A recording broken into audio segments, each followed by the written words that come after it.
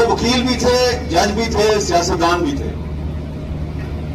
اور بطور پارلیمنٹرین ان کی جو تقریریں ہیں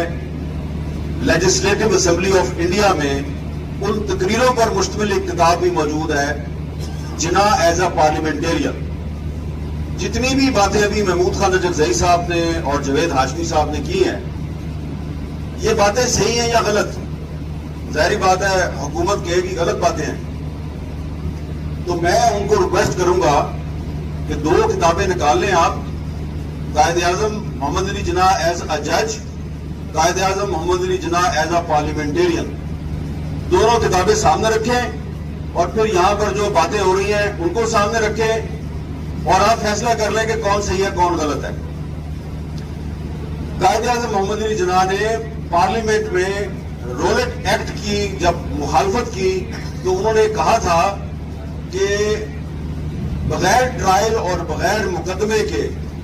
کسی بھی شخص کو 1 منٹ کے لیے بھی گرفتار کرنا یا جیل میں رکھنا جو ہے وہ اس کو غلط سمجھتے ہیں۔ It is the violation of the constitution, اور یہ قانون کی خلاف ورزی ہے۔ 1 منٹ کے لیے بھی آپ کسی ایسے شخص کو جیل میں نہیں رکھ سکتے، پولیس کی کسٹڈی میں نہیں رکھ سکتے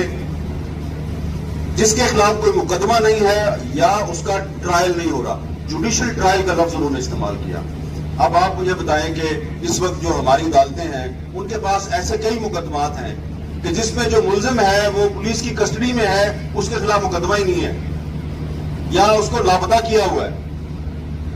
بندہ گرفتار پہلے ہوتا ہے، اس کے خلاف مقدمہ بعد میں قائم ہوتا ہے۔ تو وہی قائد اعظم جو ہے انہوں نے جو پریس ایکٹ آف انڈیا تھا اس کے خلاف بھی تقریر کی، نہ صرف یہ کیا بلکہ 124A سیڈیشن بغاوت، اس کے تحت کچھ صحافی ہیں ان پر مقدمات درج کیے انگریز سرکار نے، وہ ان کے وکیل بن گئے اور ان کی وکالت کی۔ اب وہی جو 124A ہے اس کے تحت آج کے پاکستان میں بھی ابھی تک مقدمے درج ہوتے ہیں۔ تو یہ میں نے بات اس لیے کر رہا ہوں کہ ہاشمی صاحب نے قائد اعظم کی بات کی، تو جو کچھ بھی ہم آج یہاں پہ گزارشات کر رہے ہیں یا جو بات میں کرنے کے لیے آیا ہوں وہ وہی باتیں ہیں جو ہم نے قائد اعظم محمد علی جناح کی تقریروں میں پڑھی ہیں، ان کے بیانات میں سنی ہیں اور ان کی سٹرگل سے ہم نے سیکھا ہے۔ کوئی بھی بات جو ہے وہ 1973 کے آئین کے خلاف نہیں ہے۔ بات یہاں پہ یہ ہو رہی ہے کہ ہم نے آئین کا تحفظ کرنا ہے۔ تو جب 2016 میں مسلم لیگ نون کی حکومت نے پی کا قانون منظور کیا اور کہا جی کہ ہم فیک نیوز کے خلاف ایک قانون لا رہے ہیں،